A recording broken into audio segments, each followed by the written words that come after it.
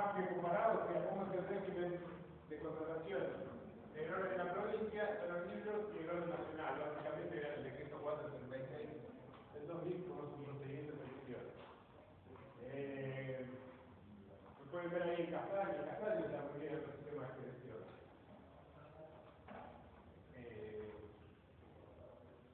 ¿Alguna otra pregunta?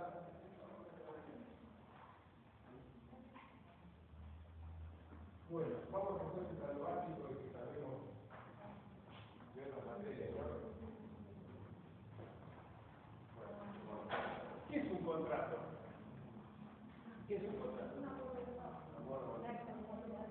Sí. Un acuerdo de voluntades. ¿Qué dice? ¿Recuerda lo que dice el 1137 del Código Civil? No recuerdo. Nadie recuerda más o menos cómo le dice. Es la definición, ¿no? ¿Habrá contrato? Más o menos. Dos o más personas se pueden guardar una declaración de voluntad común. Entonces, tenemos que una declaración de voluntad común, que puede ser física o atípica. Recuerden el dualismo siempre de derecho público y derecho privado, que era el derecho administrativo. ¿Cómo lo estudiamos nosotros? Por contraste o por diferenciación del derecho privado. Eso es lo que justifica la materia. Vemos, como dice Castaño, la exorbitanza, en qué sale de la órbita, los estudiantes tienen que conocer aquellas particularidades del sistema del derecho público, particularidades que se resumen, como vemos todas las características en la teoría del acto administrativo, con una diferenciación básicamente de los actos jurídicos. ¿Por qué? Porque los actos jurídicos en el derecho privado podrían al principio no solamente representan el esquema contractual, que es aquel que se propone por regular, y que hoy afortunadamente va a haber una reforma del código que va a ser muy importante, a mi criterio muy beneficiosa, ¿no? La reforma que está en tratamiento actualmente en la legislación del orden nacional. Sino que se basa en el principio de la autonomía de la voluntad, ¿sí? Esta idea de que la ley será, digamos, que las partes, las convenciones forman para las partes una regla a la cual deben someterse como la ley misma. Esta regla, por supuesto, va de la mano con esta idea de espíritu contractual. Una voluntad común destinada a poner las reglas que van a regir la relación y de este modo se entiende no va a haber conflicto, como guía de principio. Después ustedes saben que tenemos disposiciones de orden público y diversas normas del Código Civil que, digamos, limitan este principio de la voluntad autonómica. Ahora bien, en el derecho público, como decíamos, ¿y qué lo diferenciamos de los contratos? ¿Por qué hablamos de los contratos administrativos? Pese a que algún autor, como Marilán, por citar uno entre varios, ¿no? Pero critica la teoría del contrato administrativo, hace una fundada crítica, pero por ahí al principio, digamos, siguiendo la teoría francesa, y aún está cerrándola, diría yo, siguiendo la doctrina francesa, decimos que la administración pública, este principio se debe relativizar. Es decir, en la denominada teoría de los contratos administrativos, o como dice Mauricio, digamos, contratos de la administración pública, en los contratos de la administración pública, la administración en teoría no tiene la disponibilidad del derecho material y no puede formar una convención que sea, digamos, no tiene esa voluntad negocial, no puede sentarse a negociar y a disponer del derecho. Esto por muchas cuestiones que ustedes ya conocen. En primer lugar, por la finalidad que justifica la existencia misma del Estado, es decir, siempre hay un fin público superior que está previsto en las leyes. En segundo lugar, porque justamente no es la voluntad sino la ley, y fundamentalmente los contratos administrativos típicos, es la ley la que significa el contenido del contrato. Y también esto va de la mano con esta idea de que por el principio los contratos administrativos tampoco pueden ser modificados. La posibilidad de modificar un contrato de ejecución en el derecho público, a diferencia del derecho privado, por vía del principio no procede. Después, esto en cuanto a la aplicación de la regla regular en materia de contratos de derecho privado, aquí está la definición que yo hago.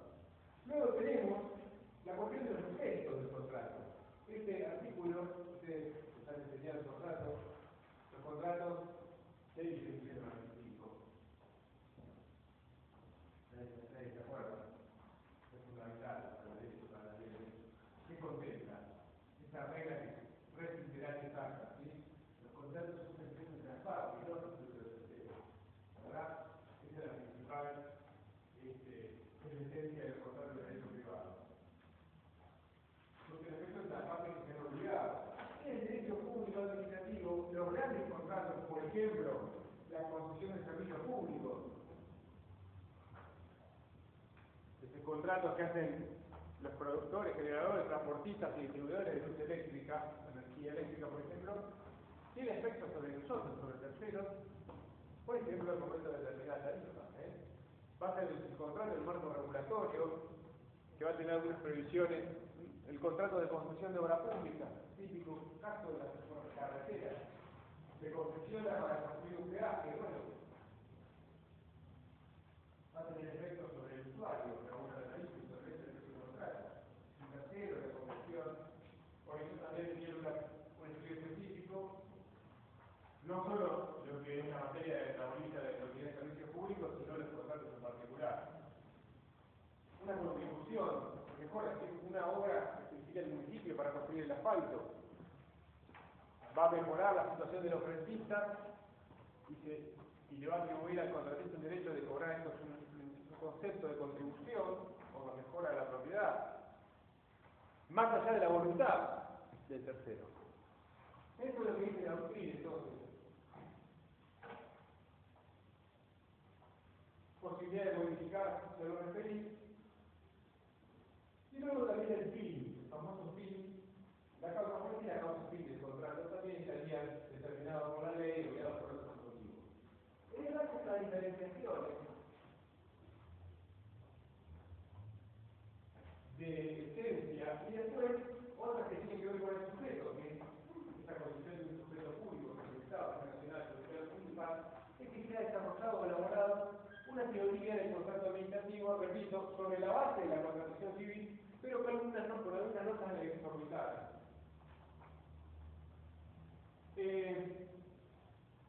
Claro, el primer problema que se planteó en la doctrina y fue resolvido en la jurisprudencia, esto no sé si lo han visto con la doctora Reforma, hay los criterios para determinar la existencia de un contrato administrativo. ¿Lo vieron?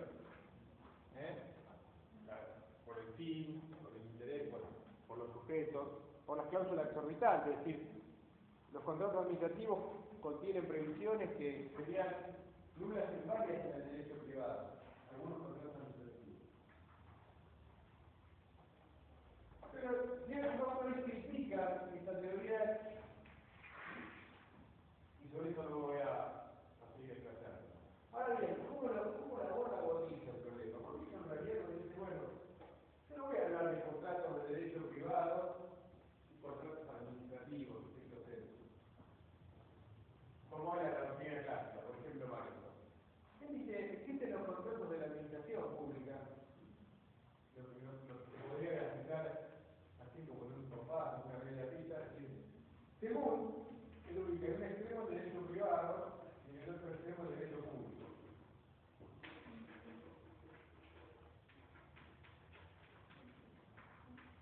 Él dice, según el mayor o menor grado de injerencia del derecho público, del derecho privado del contrato,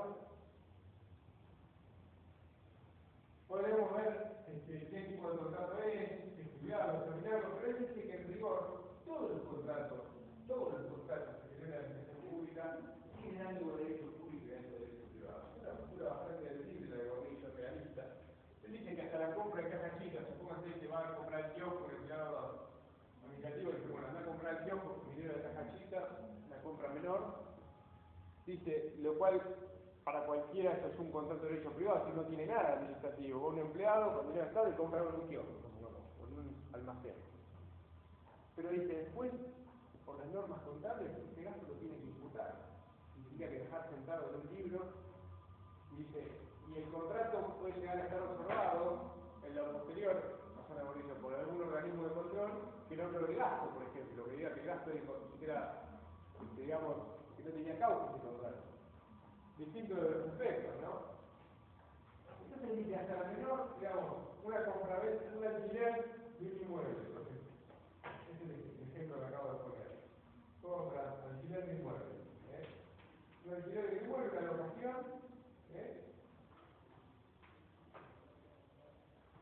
mercado quiere alquilar este edificio, por ejemplo, o algún otro, para realizar fines, como sucede en la práctica común, el Estado comercial alquila inmuebles en todos lados, paga precios importantes, sobre todo son inmuebles que en el mercado privado ya no tendrían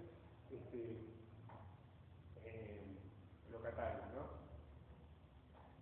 Que pongas una escuela, el funcionamiento de algún establecimiento de oficinas públicas. El contrato, ¿cómo se va a regir? El locador, el dueño va a poner las condiciones, no se va a regir por el Código Civil. Pero ¿cómo tiene que hacer la administración para llevar ese contrato? Bueno, ustedes han visto, va a tener que generar un procedimiento de selección previo que lo condiciona. Va a tener que efectuar un llamado, buscar publicidad de concurrencia. Si ha pasado de urgencia, va a tener que invocar la causa. Entonces va a estar el derecho público ahí presente, por lo menos en la antesala del contrato. Y después sí tenemos, bueno, este es el buco, pero respeten porque es horrible, ¿no? Pero podemos ubicar el empleo público, el contrato de concesión de servicio público, concesión de servicio, la obra pública, la concesión de obra pública, y así el suministro, y le quedé sin porciones de pizza, ¿no? A esta hora estamos, hablar de pizza, pecado, pero bueno. Estos contratos administrativos, B, que es doblemente bueno si es B más que D, Hola chicos, buenas tardes. Queríamos hacer una invitación, como ustedes saben, este 15 de junio se cumple el 24 aniversario de la reforma universitaria. En este marco nosotros estamos haciendo una conmemoración de esta lucha, a las personas, las ideas que lograron la universidad que tenemos ahora. Para eso también estamos invitando a referentes nacionales del reformismo, entre ellos el doctor Armelino, que va a venir a hablar, fue militante en el por el reformismo, lo sigue siendo ahora en los cargos legislativos y ejecutivos que tiene. Así que si les interesa pueden acercarse a la ventana de la tarjeta, va a ser este viernes 15 a las 8 de la noche. Bueno, les decía entonces que estos contratos son contratos administrativos típicos que resultan como tienen su régimen, sea en nación, provincia y municipio, su régimen de derecho público especial. Lo que no quita que en presencia de algunos de estos contratos, suministro, concesión, etc., se aplique el derecho privado también. O que el mismo quiebro lo conteste, o que por vía de revisión, o subsidiariamente, está bien que se aplique subsidiariamente el derecho privado con los contratos administrativos típicos. No, muy bien. Y esa es la otra diferencia. Que se aplica el Código Civil, se aplica de forma analógica a los contratos administrativos típicos. ¿Sí? Esto quiere decir, cuidado va a ser el intérprete, no porque la ley civil diga tal cosa y ante la falta de previsión expresa digo, bueno, ya está, demando, hago una demanda, un reclamo, gané el juicio, acá está la norma. No, eso es subsidiariedad, no. Analogía implica un análisis un poco más detenido, en tanto de cuanto se adapta a las circunstancias del caso, no contraría los fines, y que contraría básicamente los principios que emanan del régimen particular. Eso quiere decir aplicación analógica. Lo cual para bailar, ciertamente, importa inseguridad jurídica. Inseguridad jurídica, y él lo hace, la crítica de Maillard lo hace pensando en un modelo de país que necesita inversores, básicamente para este tipo de contratos, ¿sí? Que son los que tienen que ver con la infraestructura del país. El país, la provincia del municipio, supongan que para estacionar un estacionamiento acá, debajo de la avenida 51, ¿quién lo va a hacer? ¿Quién tiene la tecnología o la inversión necesaria para hacer un estacionamiento subterráneo?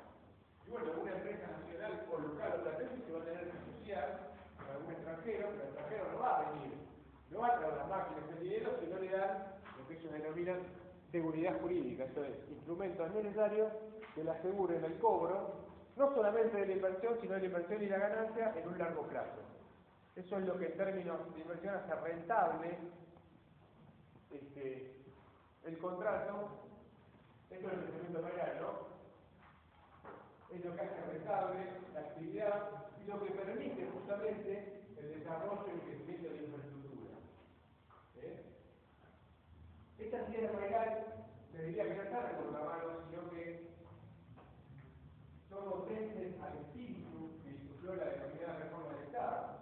Esto es el Estado subsidiario que se retira y realiza todas las actividades mínimas que trae y deja todo lo demás en manos de los privados que lo regula.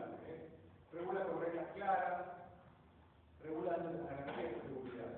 Entonces dice Maigal,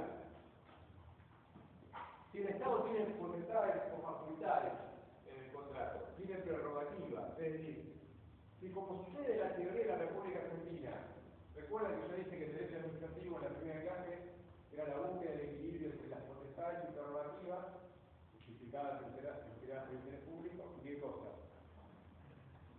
Las garantías, correlativas garantías a los derechos del individuo. Si esa tesis se traslada al contrato administrativo como efectivamente se hace, le vamos a explicar por qué se hace.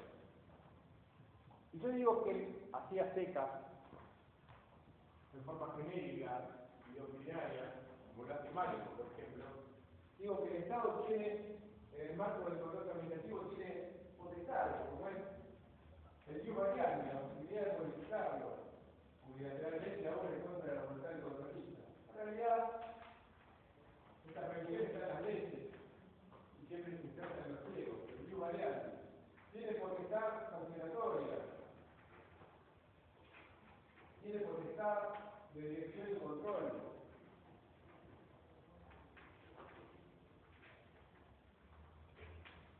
Tiene la posibilidad de rescindir en forma unilateral el contrato, por quien decide en sede administrativa, con una mera declaración ante el incumplimiento del contratista, sin la necesidad de promover el juicio. Potestad rescisória.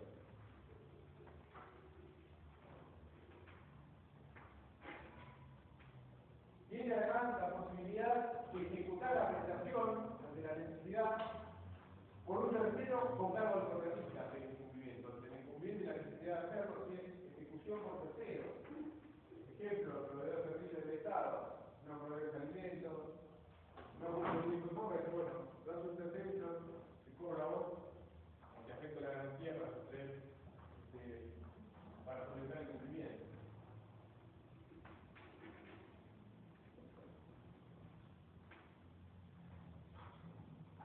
Y además digo que el contrato también tiene la posibilidad de que invito a personas, esto estaría técnicamente entre las potestades, pero si es una ventaja del Estado, sí, que los contratos administrativos por regla son invito a personas y son intransferibles, es decir, para que sea posible la transferencia o la venta de un contrato, se requiere la autorización expresa de la administración pública.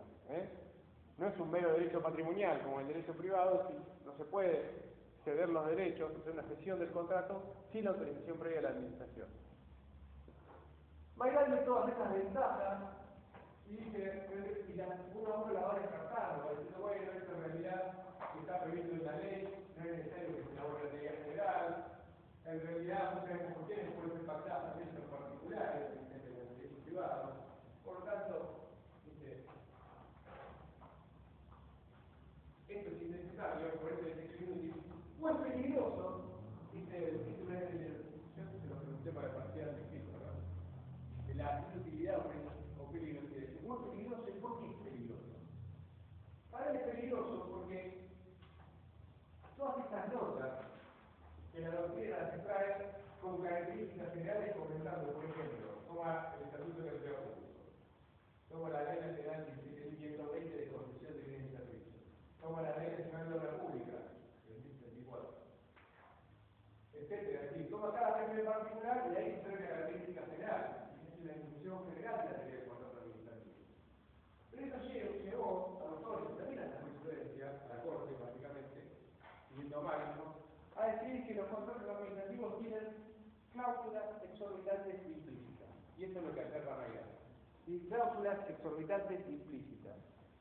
¿Qué quiere decir eso? Que aun cuando no esté expresamente previsto en la letra del contrato, por la existencia de un régimen, por la idea de un régimen contractual con potestad, la administración igual va a poder hacer uso de alguna de estas potestades. monetaria, aunque no es expresamente la letra del contrato que se firmó. Esto es lo que significa bailar. Entonces hay que ver esta conclusión. La teoría del contrato es inútil o peligrosa. Muchos salieron a refutarlo, y esto generó una polémica de las más interesantes que ricas del derecho administrativo. Está viejo, ¿no? Porque esto fue del 99 al 2001. Pero de modo tal que yo coincido con quien dice que esta polémica, porque igual el dictado del decreto que ustedes ya conocen, el decreto 2023 del 2001, que no es otra cosa que representar esta teoría del contrato administrativo, de convertirla en derecho positivo. Es un decreto delegado, que tiene rango de ley, que tiene el decreto, digamos, está en el marco de la delegación, y es aplicable a la administración pública nacional. En la provincia hay decretos similares. Se viene particulares, ¿no? Para cada cláusula que tiene la obligación de insertar las reparticiones con relatantes provinciales, pero ciertamente, fíjense, acá se transformó el derecho positivo, aquello que podía ser una observación o una especulación. Lo cierto es que hay distinciones, es muy distinto, no solamente por el origen, por el fin, por la existencia de procedimiento de selección, por el fuero competente ante una situación difícil, el fuero competente. Hay diferencias entre un contrato denominado administrativo y un contrato civil comercial. Pero lo que nos explica Bonillo, y también marca la tendencia contemporánea, es que de alguna manera, cuando uno va a la conformación del contrato o cuando va al juzgamiento, lo que se trata es que los regímenes se aproximen y se confundan. Esto es, que no sea tan tajante esa división entre la división clásica, ¿no? Entre un contrato de derecho privado celebrado por la administración, en la clasificación de manejo, y los contratos de derecho público administrativo. ¿Por qué? Porque de alguna manera hay que relativizar esto de la existencia de prerrogativas y potestades y hacer jugar a la garantía. En cuanto a la garantía del contratista, va a haber también una garantía. O sea, ustedes saben que las garantías son las genéricas, ¿no? La legalidad, la propiedad, el sentido de la propiedad es siempre tratado, la funcionalidad de las gestiones, la igualdad respecto del resto de los contratistas. Esas son las garantías genéricas constitucionales. Después está la garantía específica, que es el derecho al pago del precio, al pago del precio, que es lo que le interesa al contratista. Pero hay una garantía más, y eso es lo que pregunto, sabe quién sabe, que es la que hace atractivo contratar con el Estado, sobre todo en este tipo de contratos. Es una garantía que tiene que ver con el área de los contratos. ¿Qué es el área? ¿Qué? Área. No es tanto como pensar, pero... Sí. Es el incertidumbre de posibilidad de cambio, la idea de prever concretamente siempre hay un factor. ¿Quién iba a decir algo de factor? ¿Factor de qué? Factor de riesgo. Justamente se lo distingue de gastar como juego. ¿Qué pasa con el área de los contratos administrativos? ¿Cuál es la garantía que hace que muchos quieran ser contratistas del Estado? Digamos? Ese es uno. ¿Quién está hablando? Ese es uno que tiene que ver con la práctica. Igual eso de que el Estado solvente es porque sí, además te pagas un bono, te pagas un papelito tarde, pero te pagas. Y te cuesta cobrar al Estado. Eso de que se presume solvente justamente justifica la posibilidad de declararse en emergencia, y lo que en derecho privado sería cesación de pagos es un plan de pago en bonos que siempre recurrentemente el Estado lo articula. Suma deuda y después tira bonos, obligaciones negociables. Pierde valor de mercado y se pierde en valor. Pero es otra que es más técnica y específica. Es un derecho que se ve mucho en la obra pública, en la confusión del servicio público. Pero lo explicar. A ver si quiere estudiar y quién lo puede decir.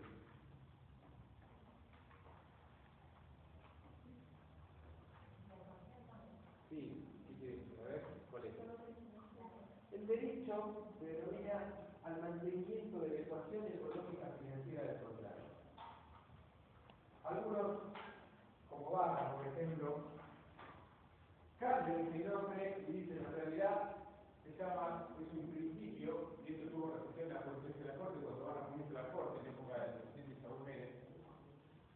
con la intangibilidad de la remuneración del contratista.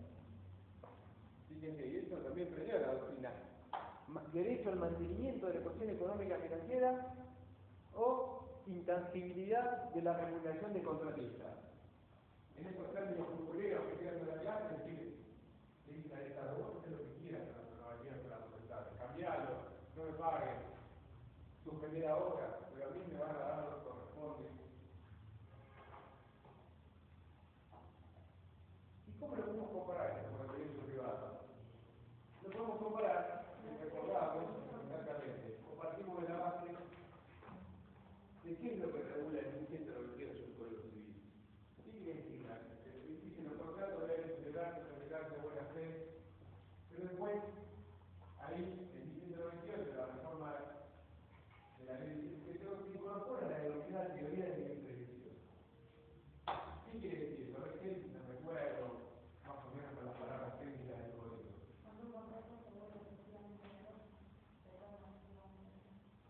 Sector sobreviviente, las partes no pudieron prever, ninguna parte pudo prever la excesiva onerosidad sobreviviente, entonces abre el derecho a un ajuste equitativo del contrato. Pero es excepcional e incumbe a quien alega la excesiva onerosidad probarlo, ¿correcto? Este instituto de la imprevisión, Que como todo el código viene de Francia, tiene su origen precisamente en el derecho administrativo. En algunos carreras del Consejo de Estado francés, en época de guerra, donde en contratos administrativos, el Consejo de Estado lo que decía es que tratar de hacer servicios públicos, por ejemplo, el carbón para lograr la ciudad, en época de guerra subía. Iba el determinador a pedir un ajuste del contrato, la administración decía que no, iba al Consejo de Estado, el Consejo de Estado dictaminaba que por la finalidad del servicio, y porque no habría, según esta teoría, no habría intereses contrapuestos, sino que acá lo que privilegiaba el interés común, que era brindar el alumbrado, el contratista tenía un derecho al ajuste permanente del precio de acuerdo a la evolución del mercado. Estamos hablando del principio del siglo XX, está por 1901, 1902. Así también la teoría de los contratos administrativos en materia de servicios públicos, concesión de la pública, empieza a desarrollar esta idea hasta que se convierte en todos los regímenes jurídicos, ya lo van a ver aquellos que tengan obra pública, se convierte en un elemento normativo, reglamentario, legal y permanente en la ajuste del precio del contrato. Esto en la República Argentina dio lugar, sobre todo en la época de la década del 70 y del 80, a la denominada patria contratista, es decir, las ecuaciones del mantenimiento del contrato, de la forma en que estaban legisladas este derecho, llegaba a un desfasaje que si uno iba a juicio y tardaba 20 años para cobrar, por una obra común terminaba haciéndose acreedor de una millonada centralizada. Esto generó muchas críticas y con la instalación del sistema de convertibilidad estos sistemas fueron derogados.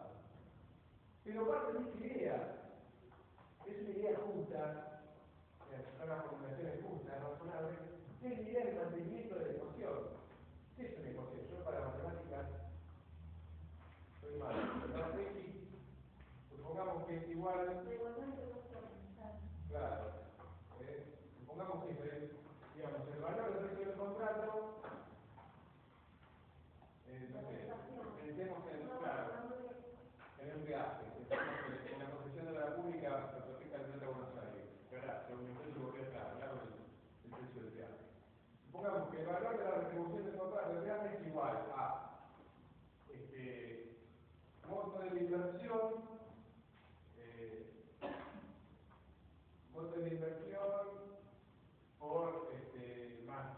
por más costo operativo de mantenimiento sobre el tránsito estimado. Entonces, bueno, si van a pasar tantos autos en tantos años y él gastó tanto para hacer la obra y además tiene un costo de mantenimiento de tanto, piensen que estas ecuaciones que son complejas no son las que existen, ¿no? Todos los factores fiscales, supongamos que el caso de la Plaza de Buenos Aires. Antes de hacerlo, ahí está cargado. El número 90, los 2 pesos que pagas, ahí está cargado. Inclusive el costo financiero del dinero que pide la empresa, que no lo hace con dinero propio, sino que lo hace con dinero prestado. realizado en bancos internacionales, el costo financiero de ese préstamo, el costo de construcción de la obra, el costo del mantenimiento, los costos laborales, los seguros y la rentabilidad también, la ganancia, todo discriminado por el tiempo de la construcción y el tránsito estimado determina el monto de la tarifa que paga el tercero, usuario. Este es el esquema de una concesión de obra pública, de un contrato de concesión de obra pública. Entonces, claro, para estos contratos, fíjense la tendencia actual, esto no voy a entrar en los temas del doctor Mamberti, ¿no? Que es apasionante, da para una cruzada entera hablar de esto, ¿no? La regulación, que no para la hora, pero la tendencia es establecer una reguladora, es decir, organismos del Estado que cumplen las tres funciones, una función normativa, que es la regulaciones, jurisdiccional para resolver conflictos de los agentes del sistema, jurisdiccional, normativa y administrativa, porque no se hacen obras, son instituciones de tipo de administración, para la vida de un contrato. Ejemplo, la BTV, que nos afecta a todos. Si el producto de un contrato entre un privado y el Estado provincial, tiene un ente regulador de la BTV, un organismo que regula la BTV, que no solo regula el concesionario, le pone las condiciones, sino que después sale a controlar a los usuarios, a ver si cumplieron o no con la verificación. Este tipo de contratos son aquellos que justamente cuando la remuneración depende de un tercero son los que mayor problema acarrea esto de la idea de la intransibilidad de la remuneración o del mantenimiento de la cuestión económica financiera. Porque afortunadamente para nosotros, ¿no? Para los obligados al pago, por la Constitución Nacional, por los marcos regulatorios específicos, cada vez que tiene que haber un aumento de tarifa, se requiere por mínimo una audiencia pública. Entonces, una instancia de participación y evaluación, no de cada ciudadano individual, sino de las entidades intermedias, organismos representativos, a los efectos de determinar, justamente de garantizar esto y determinar la justicia y la razonabilidad de la tarifa. Entonces, esto es la concesión de obra pública. Pero ahora, ¿qué pasa en la obra pública? ¿Qué pasa en la obra pública? Para aquellos que tienen la habilidad católica. No me olvides del último voto.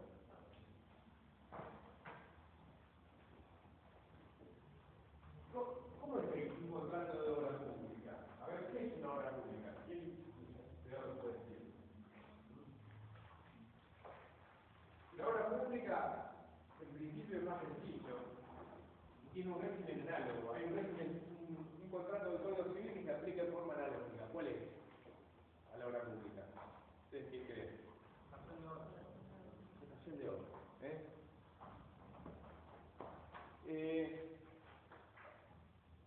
La obra pública la ha definido Manejo, está muy bien en Manejo, ¿sí? Muy conceptual, muy técnico el desarrollo, pero él lo define como toda obra, construcción o trabajo de utilidad o empleo común, ¿verdad? Entonces, la obra pública puede ser construida por el Estado, por la administración, en cuyo caso no estaríamos presentes en un contrato, sino que es la propia administración la que la construye, o cuando se debe el contrato administrativo de la pública por un tercero contratista. En esos casos, es el Estado el que le encomienda a un tercero la realización de la construcción de la obra pública. La obra pública generalmente recae sobre bienes inmuebles, pero también puede ser los bienes muebles, un ejemplo de una obra pública mueble, ¿qué se le ocurre? Por ejemplo, un edificio, una casa, un pueblo, una carretera, una vivienda, mueble, la vía. La vida del tren, ¿viste? Es válido, pero alguno más, por ejemplo, un buque que puede ser astillero. Un objeto de arte, una estatua, también inmaterial, pero para algunos también la obra pública puede ser inmaterial. En caso de algunos estados, un concierto, esta es la teoría que Manejo explica. Luego ven los elementos de la obra pública, por eso no hay problema, nosotros los temáticos muy rápido. Pero, ¿qué es lo importante de este contrato? Lo que contemplan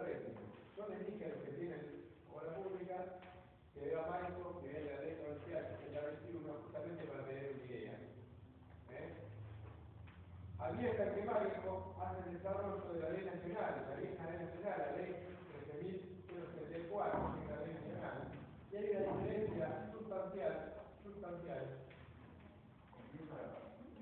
Dando la ley nacional justamente por el hecho de que en la creación o el trabajo puede participar un particular, y no necesariamente tiene que provenir los fondos de la parte del Estado. Para el artículo 2 de la ley nacional dice que la obra pública con aquellas que se construyan con fondos del Tesoro Nacional. Y ese criterio actual. De hecho, no quiero hacer política ni nada, menos con algún ministro en desgracia, como puede ser el titular de la cartera de infraestructura, planeamiento, infraestructura y servicios, ¿sí? Pero el Estado Nacional ha financiado mucha obra pública y en las provincias, en los municipios directamente, lo cual para algunos era un control político, ya se prometían, se firmaban contratos, y con base a esa idea de que era un fideicomiso, un fondo, digamos, el Estado Nacional recauda todos los impuestos, después distribuye, pero recauda los impuestos, digamos, al consumo, los impuestos personales, bienes personales de todas las provincias, para un fondo, un fideicomiso por obra pública, y decía, bueno, hay que hacer un puente en Calamuchita, o una escuela en Carmen de Patagones, o en cualquier provincia o municipio del país. Entonces, con esta idea de que la ley, que son aquellas que se financian con fondos provenientes del Tesoro Nacional, se le aplicaba la ley nacional y la autoridad de aplicación era el Ministerio Nacional. Entonces, esto es lo que dicen, digamos, los directores del gobierno. Cualquier obra pública, por mínima que sea, que se quería financiar, digamos, había que ir a pedir los fondos a la nación. Bueno, cierto es que pasaban los fondos y que la provincia daba con su propia ley. Todas las provincias tienen ley de obra pública y los municipios también. En la provincia de Buenos Aires hay una ordenanza general de obra pública para los municipios. Y el resto de las provincias tienen la norma de obra pública para sus municipios. Sin embargo, si yo aplico la ley nacional y además digo que la autoridad de aplicación es la nacional, pese a que por convenio participa el municipio, etcétera, digamos, el que tiene el poder de decir qué obras se hace lo que no. Y además de decir que se van a hacer obras para las cuales luego no hay fondos, que es lo que pasó en la República Argentina, ¿sí?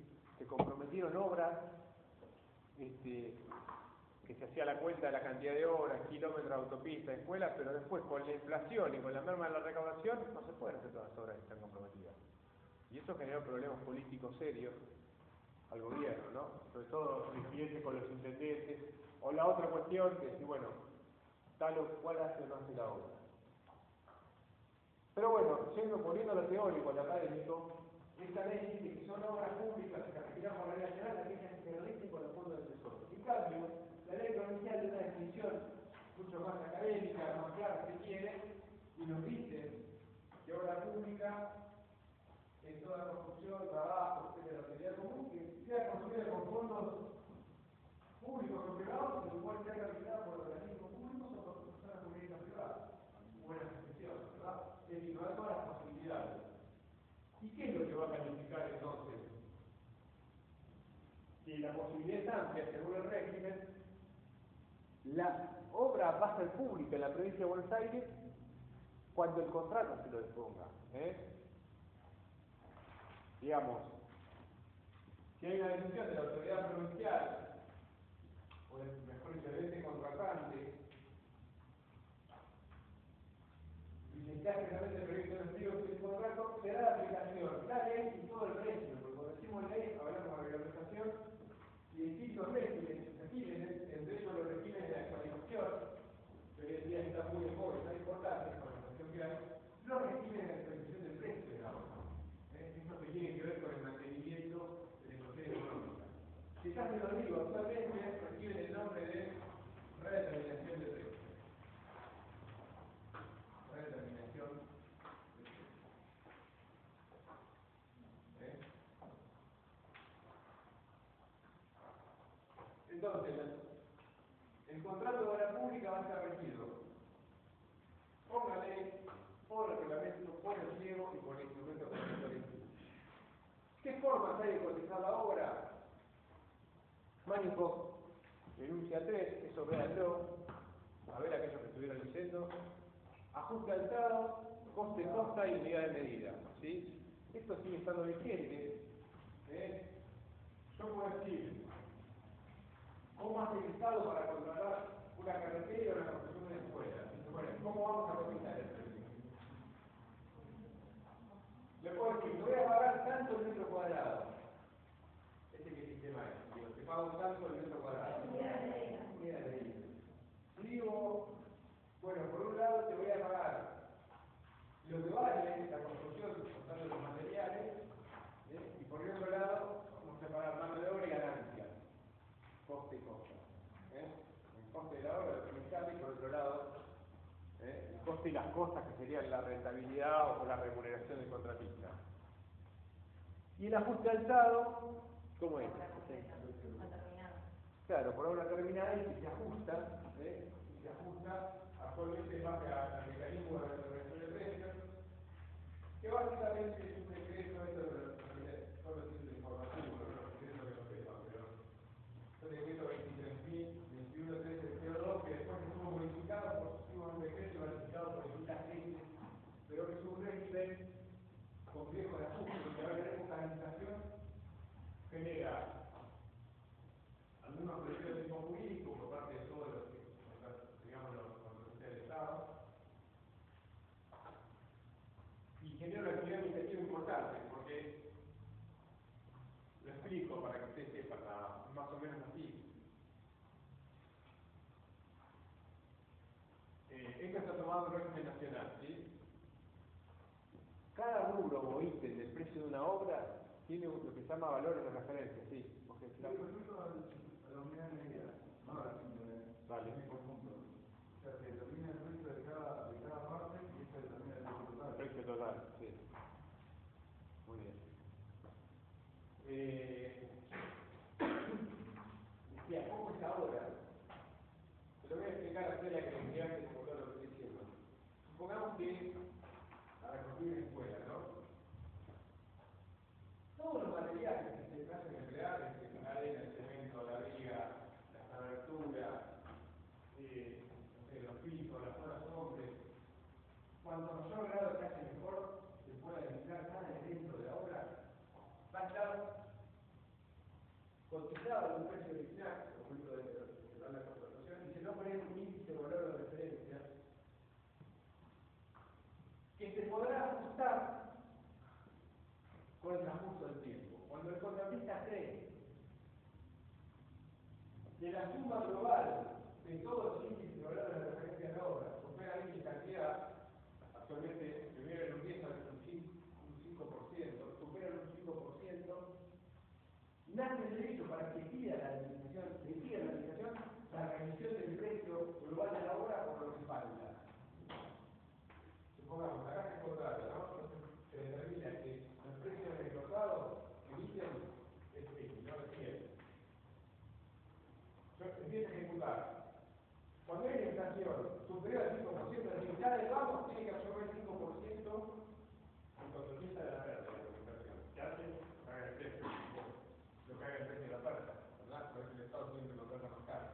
Carga eso y carga más por la duda, pensando que el Estado le va a pagar caro y no le va a pagar. Cuando supuestamente ya vale más de 105, después de pedir, en el marco de un procedimiento administrativo, insta a la administración a la revisión del precio, esto dice lo que tiene preferente y todas las reglamentaciones. Entonces, se hace ítem por ítem con los valores que aprueban bien el INDEC. O en la provincia de Buenos Aires, por eso también dan reglas, ¿no? Que no son siempre con los que conducen las constructoras privadas. Hay algunos que tienen razón, otros que no. En la provincia de Buenos Aires, el Instituto de Estadística y Censo del Ministerio de Economía, que por ahí son un poquito más, según me dicen los contratistas del Estado, son un poquito más altos de los valores del INDEC. Son los que aplican bastante recursos. Digamos, reflejan un poquito más la situación real. Pero cuando esos valores pasan, pide el ajuste del contrato y se le dice, bueno, lo que te quiere ejecutar, esto no, esto ya está, supongamos que es un 30%, ¿no? De la obra, del porcentaje de obra. El 70% de la obra, te vamos a ajustar el precio en base al índice que arrojó esta actividad de medición y control de la administración pública. Eso se llama redeterminación del precio. O sea, no es un ajuste, sino que se redetermina el precio hasta terminar la obra. Este esquema, que se aplicó en nación y en provincia, desde la salida del régimen de convertibilidad, desde el 91 al 2001 hubo un problema con la obra pública, porque estaba en el 1 a 1 de la equivalencia, supuestamente un precio igual dólar, estaban prohibidas las cláusulas de limitación a ajuste por ley, que siguen estando prohibidas para los contratos privados, pero el Estado luego introdujo estos mecanismos y ahora han generado ciertamente el problema, que son los problemas que al mismo criterio encarecieron y hacen inviable toda esta obra pública que se firmó. O sea, se dijo, vamos a hacer con el proyector, se firmaron los convenios, pero después muchas no empezaron, y otras necesarias se van a terminar. Es decir, volvimos a la vieja patria. Bueno, la diferencia de la sucedió de que ahora no hay negocio con la función porque directamente ni siquiera arrancaron los contratos. Entonces, esto es el mantenimiento de cuestión, intangibilidad, revolución, etcétera. Estamos hablando de eso. Lo que hace complejo la vida económica del contrato de obra pública. Pero lo vamos a los otros aspectos. En la obra pública, entonces, ¿cómo podemos apreciar esta teoría del contrato administrativo o la exorbitancia del régimen o las potestades en el contrato de obra pública en particular? Claro.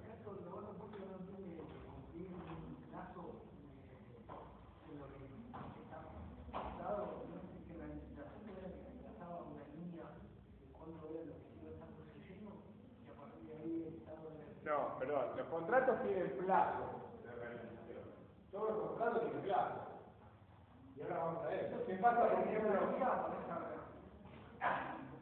La licitación, una cosa es el plazo, o sea, el ritmo de obra. La licitación en teoría tiene una persona, una figura, esto es un menor, el inspector de obra, es una persona que es la cara visible de la administración y la voluntad de la administración manifestada en el curso de ejecución del contrato. El inspector de obra puede,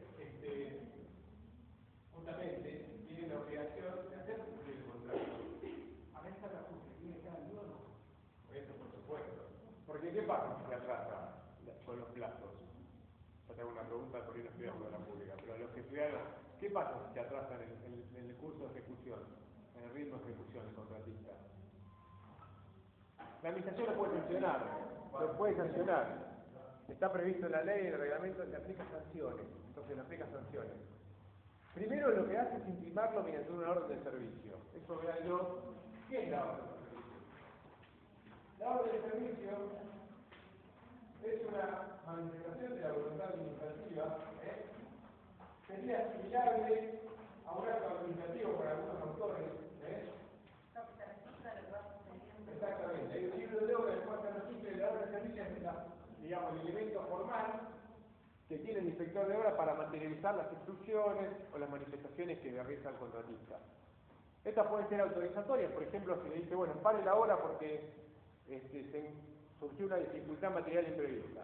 Estaba haciendo una ruta y por abajo hay una tubería de gas y no se puede seguir haciendo el pozo. Eso tiene un costo económico, digamos.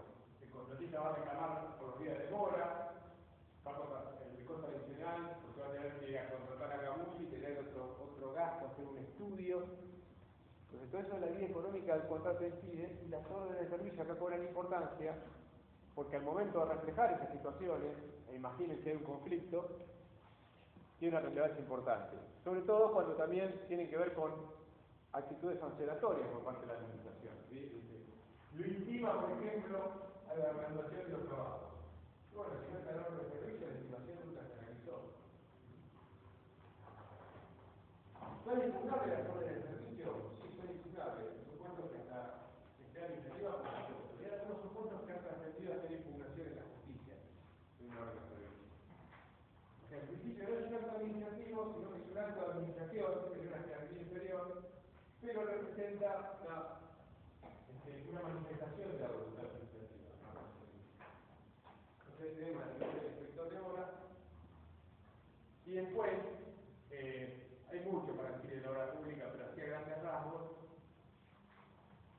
dos cositas que voy a señalar. Los certificados, para que no se tenga 14, certificado de obra, tipo de certificado. Vamos a decir qué tipo de certificados hay y la naturaleza jurídica del certificado. ¿Qué es el certificado? instrumento por el cual la administración se anticipa la realización de los trabajos, el determinado trabajo,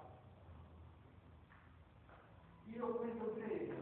El crédito es el que hablábamos, que es el derecho esencial, que es el derecho a la remuneración, es decir, lo que espera el contratista. Los certificados hay de anticipo, puede ser de acopio, de remisión y pago, de redeterminación, el certificado de recién, es decir, si le paga más, un certificado de redeterminación, o ajuste de precios, etc. Hay distintos tipos de certificados, porque se entiende, la DIR entiende, que hasta que termina la obra pública, ya me voy a la financiación, ¿sí? Para no hablar, hasta que termina la obra pública, vamos a decir, y se realiza lo que se conoce como balance de obra, que es la actividad contable de la cual se ve justamente las partes de qué se hizo, cuánto se pagó por lo que se hizo. Se entiende que todos los certificados conforman pagos parciales o a cuenta del precio definitivo o del saldo definitivo de la relación entre partes que será el mismo de la balanza final de obra. Y ahí se dice el certificado final de obra, donde constan todos los pagos, los créditos, las deudas, las cifras, las partes.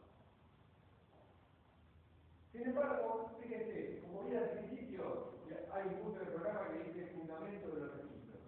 Uno de los tantos fundamentos de los registros de contratistas, administradores y el carácter de distintas personas, el control de la publicidad, que la administración siempre, en la teoría normativa, ¿no? Tiene que estar seguro de la solvencia y la capacidad económica del contratista. Entonces, por regla, y es la estructura del contrato de obra pública, el contratista construye 10, 20, 15% de la obra, y la administración certifica y ahí dice certificado, ¿cierto? Que equivale a un pago parcial. Sin embargo, existe, y cada vez más se pide, ¿no?, lo que se conoce como anticipo financiero. En algunos casos, los pliegos contemplan, y la ley dice un 20% del monto total del contrato, la administración se lo puede dar antes. Ahí se dice un certificado de anticipo. Para que tenga el flujo de caja, para que se contratista pueda hacerse del fondo para empezarlo. O el acopio, que es para comprar los materiales. Tenemos una legislación y dice, bueno, quiero comprar el ladrillo para hacer una escuela, bueno, yo le voy a dar un certificado para acopio de materiales.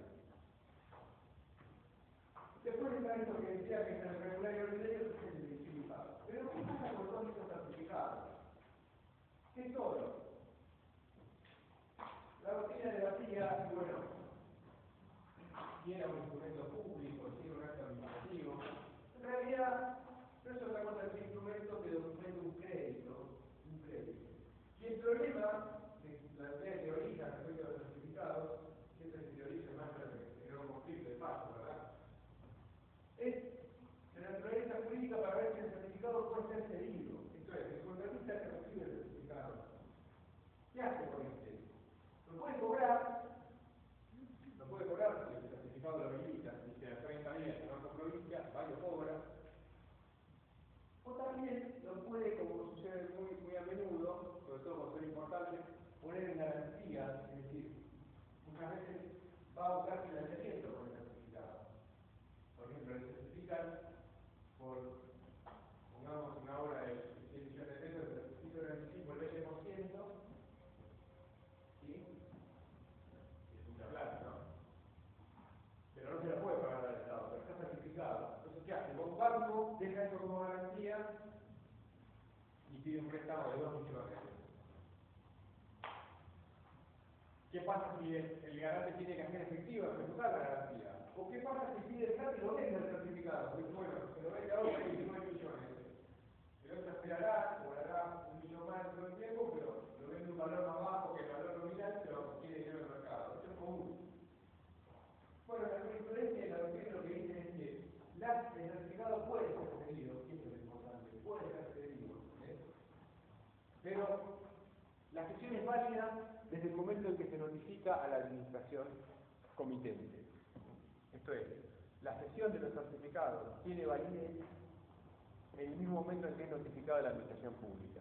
Y esto tiene importancia, sobre todo en los casos de insolvencia, de pagos terceros, etcétera, que también en alguna época han sido secundarios con los certificados de obra.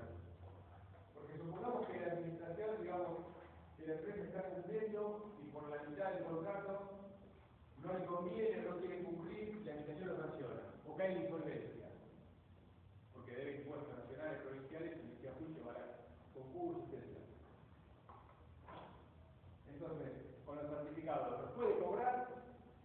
¿Tiene validez la acción? Bueno, se aplica este principio central.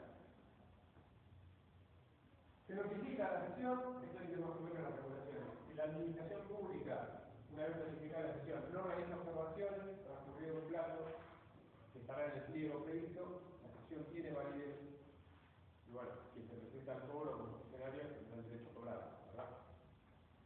Lo mismo cuando los certificados son dados a empresa. Esto vean lo que dice Mario, como no se complique, pero sepan que es importante porque es un instrumento de pago. Y lo importante también es saber entonces que todos estos certificados revisten el carácter de pago parcial. Si bien son instrumentos, no es un título de crédito, sino que es un documento de crédito, no es un título de crédito en sí, pero puede ser perfectamente creíble.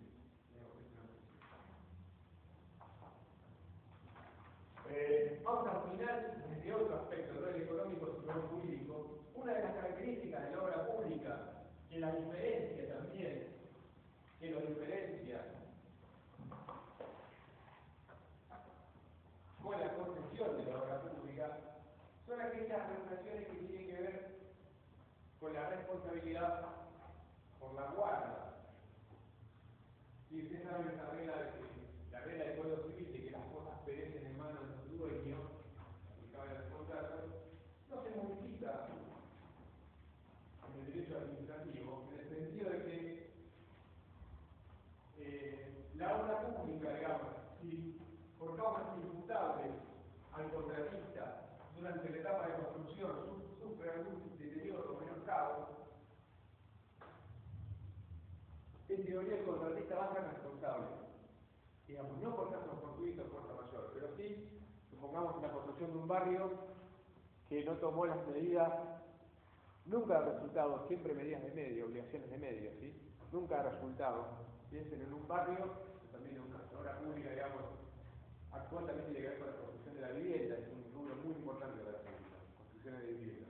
Un barrio que está cerca de una vía de emergencia, es típico caso, se hace el barrio para esa gente, pero la gente, o porque no cumple los requisitos, o porque llega tarde, por desesperación, lo que quiere hacer es usurpar las casas. Bueno, ¿cuál es el deber de contratista? Estos casos siempre son reales, se vienen a justicia. ¿Qué tiene que hacer el contratista de la empresa? Tiene el deber de mantener el barrio libre de usurpación. La obligación es de ley de salir de resultados, que es para dar el pliego. O sea, un alambrado, seguridad privada, 2 o 3 personas, pero si hay un hecho de violencia, ahí está la fuerza pública, con los sitios del Estado, el que tiene que repeler. Pero ¿qué pasa si en una de esas, bueno, si ni siquiera hay alambrado, no hay guardias, y en la noche se roban ellos, o le roban las puertas? ¿Qué pasa? ¿Por qué? Bueno, en este caso va a responder, digamos, si no demuestra que puso que cumplió con las obligaciones en medio de lucha y vigilancia, va a responder. Lo mismo por la ruina de la obra, por el deterioro, ¿sí? Hasta el momento de la recepción, eso es importante, hasta el momento de la recepción. Porque en la obra pública vamos a comparar la construcción de una carretera por una obra pública y una concesión de la pública. En la concesión se va a poner un peaje y la responsabilidad por la guarda va a ser del concesionario hasta el fin de la concesión. De 30, 60, 99 años. En la obra pública, en cambio, se va a construir hasta que se reciba, que lo vamos a ver ahora, y ahí cuando se habilita el uso público, los contratistas, digamos, no es por ley dice que tiene la guarda, sino que le pasa a manos del Estado. Esa es la diferencia, ¿verdad?, entre la construcción de la obra pública y la obra pública. Pero ¿cómo es la recepción? La ley regula dos tipos de recepción, la provisoria y la definitiva. Provisoria y definitiva.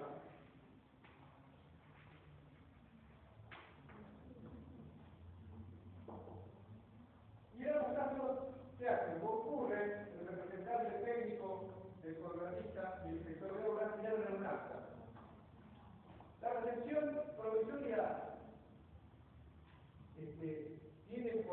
principal efecto, esta cuestión que digo de transferencia, la transferencia de la guarda de la obra a la administración pública, no así la responsabilidad, simplemente la guarda, y dejar constancia de los defectos faltantes o vicios evidentes.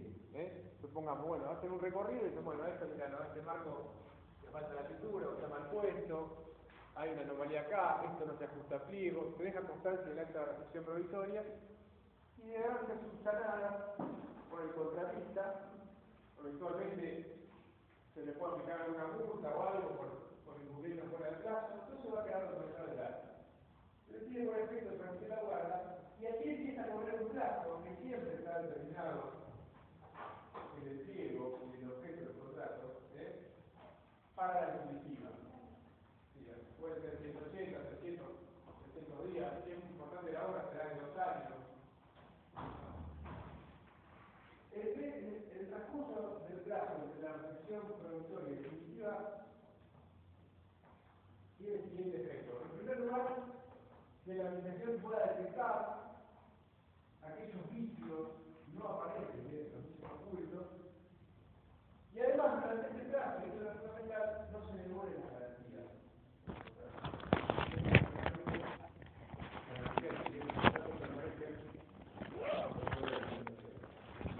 Justamente porque se detecta alguna anomalía o algún defecto en la obra, en virtud de que la administración durante este plazo pueda afectar la garantía del contratista. Ahora bien, transcurrido el plazo, el contratista tiene el derecho de pedir la recepción definitiva de la obra, la recepción definitiva y la devolución de las garantías, ¿verdad? Aquí también es donde se hace el balance de obra. Una vez realizada la recepción provisoria, se efectúa el balance de obra. Ese es el final. Y desde el punto de vista del derecho civil, más allá de esto, que esto es derecho público, esto está en la ley, en los regímenes de la pública. Pero el código civil que se aplica gráficamente, tiene los plazos, porque estos, como les digo, son 3 meses, 90 días, 120, 180, yo hice hasta de 2 años, pero nunca más de 2 años en este plazo. Ahora, ¿qué pasa si después se ve una ruina de obra? ¿Qué pasa? Porque no se aplica el plazo del código civil de 10 años. ¿Qué artículo es? Muy bien, 16, 18 del código civil. O sea, la responsabilidad por ruina rige para la obra pública también, la misma para las obras privadas rige para la obra pública. Más allá de ese régimen específico de responsabilidad. Bueno, hay mucho más para decir de la obra pública, pero yo quería señalar lo importante que era eso. Media. Bueno, vamos a mirar. ¿Qué pasa con los cuasi contratos? Esto es lo poco que pude hablar de contratos administrativos, pero ¿recuerdan la figura de del cuasi contrato? Casi un contrato. ¿Por qué era un cuasi contrato? ¿Qué faltaba? Esto es civil 1, civil 2, civil, son las 3 civiles, ¿no? ¿Qué es el cuasi contrato? Cosa fea, ¿no? Que nadie estudiaba, pues esto, ¿cuándo lo vamos a ver? Pero ¿qué faltaba del cuasi contrato? Les advierto que la voluntad, la presión de voluntad, el acuerdo de voluntad. Entonces, acá la característica o la idea analógica del legítimo abono, que es una construcción, como dice la compañera, pretoriana, de que administrativa, es decir, del proceso administrativo, y que hoy tiene una regulación en la provincia de Buenos Aires. Si mal no recuerdo, es el decreto 2344 del 2004, tiene una regulación del legítimo abono muy importante, porque lo voy a definir de entrada como una patología, como dice la Corte, una patología, una deficiencia o una anormalidad de la contratación administrativa. Pero ciertamente, en ese año 2004, considerando este decreto, creo que es de volver a estudiar, de un estudio que se hizo, el 70% de las contrataciones de administración pública provincial iban por legítimo abono. En número, no poniendo importancia. O sea, se contaba 1, 2, 3 contrataciones, el 60% iba por legítimo abono. Que en el presupuesto, esto es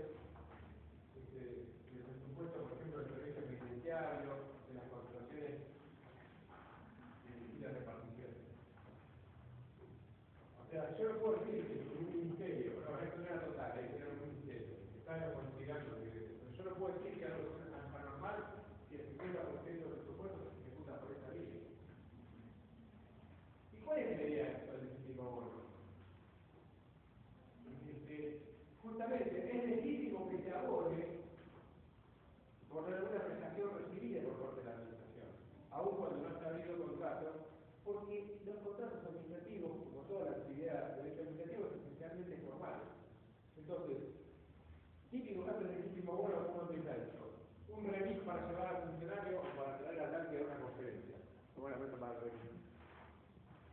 Y si no hay plata, bueno, no. Es el Estado, se presume solvente, me va a pagar. Se llama el ministro y dice, mandame un auto, lo manda el auto. La agencia, no sé, de remises de estilo, por ejemplo. Y después le pide otro y otro y otro. Y llevaron 15 viajes y nunca le pagó.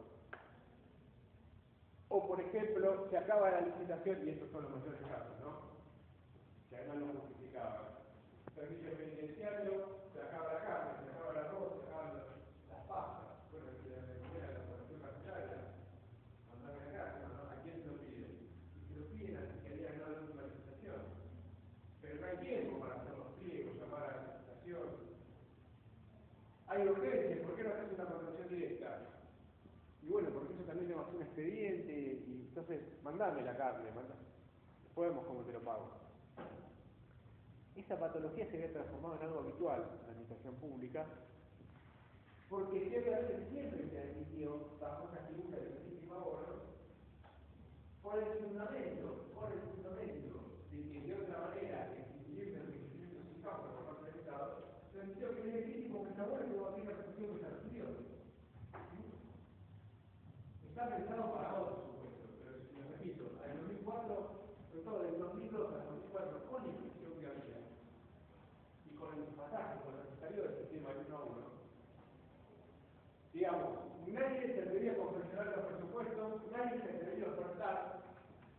Entonces, todos los proveedores y contratistas del Estado, los proveedores básicamente, no para la obra pública, que es no para todo lo que es servicio, que es un montón, siempre en todo el Ministerio de Desarrollo Social, en escuela, en seguridad, en salud, piensen en limpieza, piensen en la seguridad del servicio público, un sinnúmero de contratos. ¿Qué hacía el Estado? Porque bueno, yo te presto servicios, pero te doy al valor de lo que vale hoy. Tomalo, me lo ves fácil, dejado comenzado. No existía ningún procedimiento de selección. No había licitación, no había. Entonces, todo eso empezó a tramitar por legítimo abono, se formó un expediente, los organismos de la Constitución se decía legítimo, páguelo.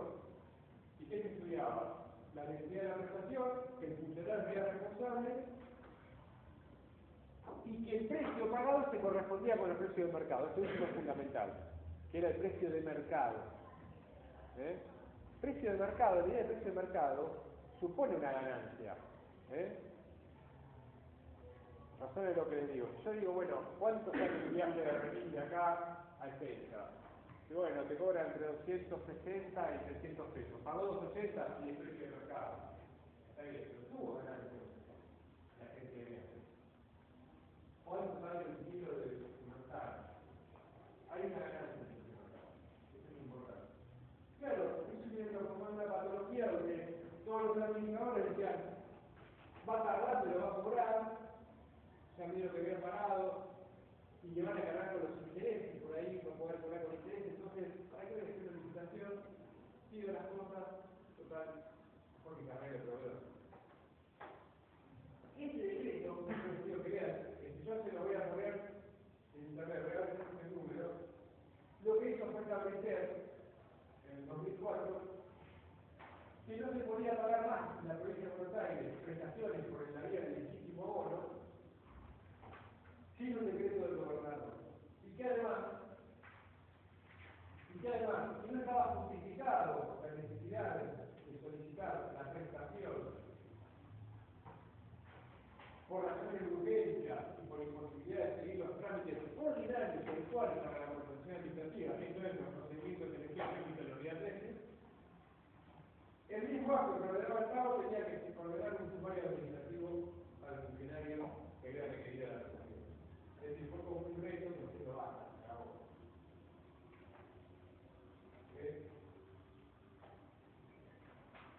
por qué? Porque esto viene acompañado de dos pasos muy importantes de la Corte de pasos recientes, uno del 2005 y otro del 2007. Paso Recovery, 2005, y paso Extensión, del año 2007, donde la Corte cambió la doctrina judicial y el precedente administrativo del legítimo bono, que era todo así, que era un trámite normal, un procedimiento administrativo en el cual se reconocía el pago en base a los tres elementos que yo les mencioné recién, y dijo, acá dijo el Gregorio, que aquel que contrata con el Estado, aquel proveedor del Estado, como tal tiene que conocer las normas administrativas y que al haber accedido a un mecanismo irregular de contratación, tiene que cargar por el tiempo que transcurre el procedimiento de reconocimiento de pago. Esto es, no te vamos a pagar interés. Hasta aquí la provincia pagaba interés. La prestación estaba a los becarios y cuando se pagaba se hacía cambio de interés. ¿Sí?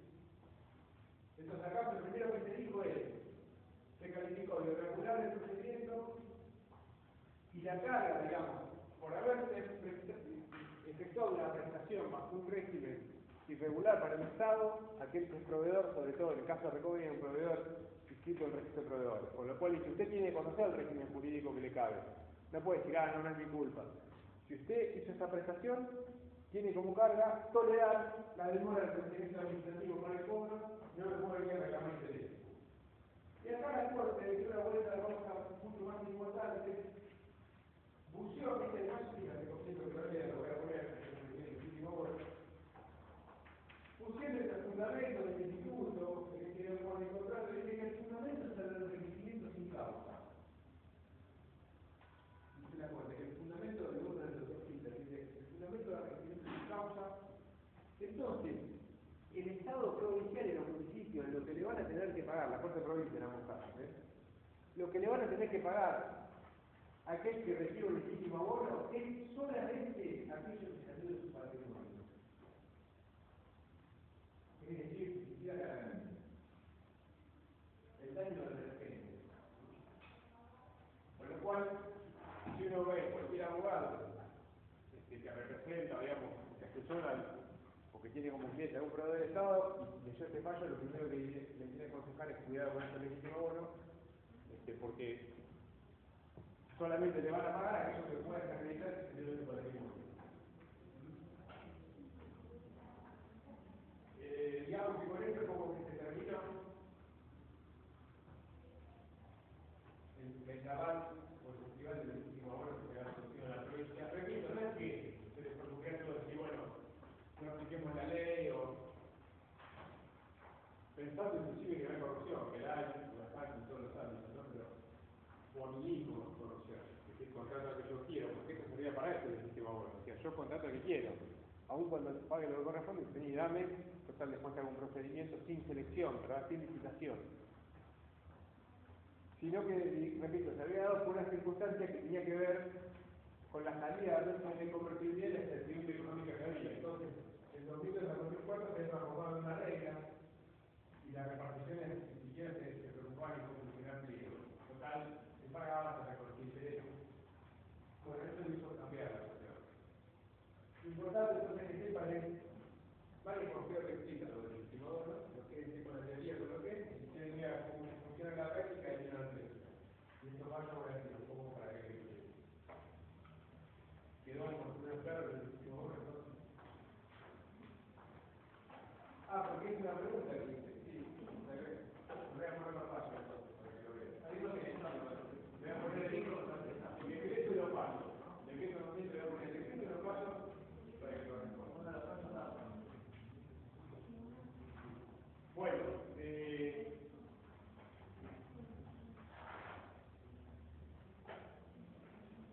fíjense entonces esto de la ficción, ¿no?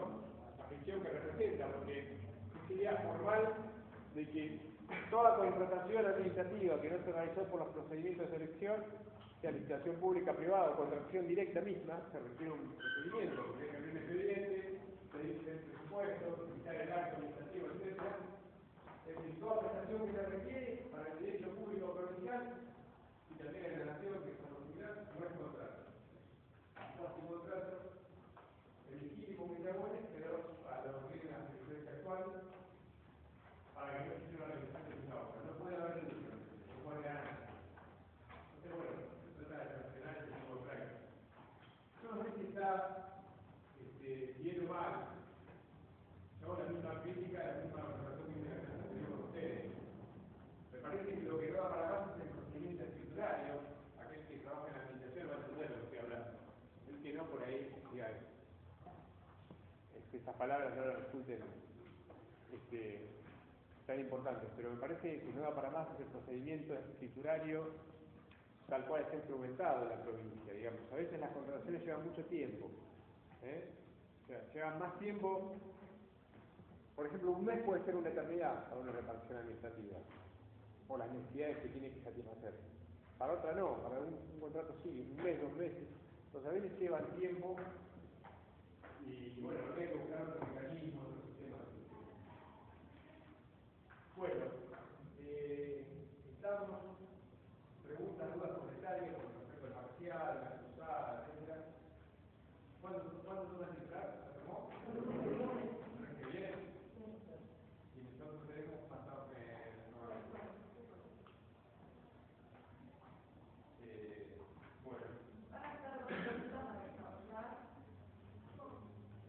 Dos preguntas.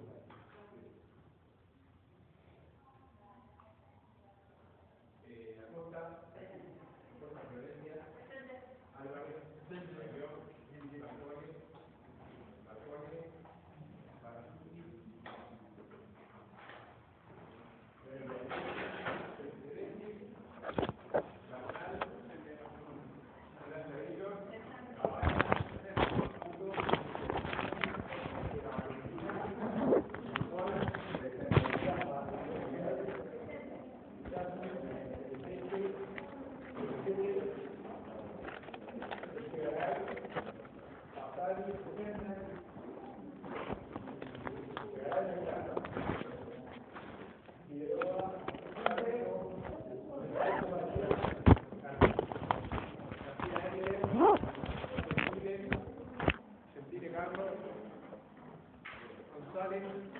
Pablo,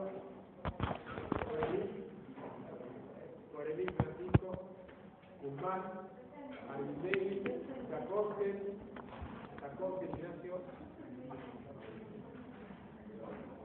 Larche, López Seco, Madalena Peña, Mantovano, Marino, Mártico, Nielsen,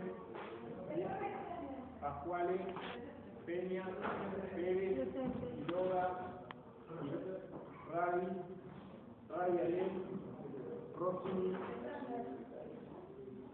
Rueda, Carantume, Tongo,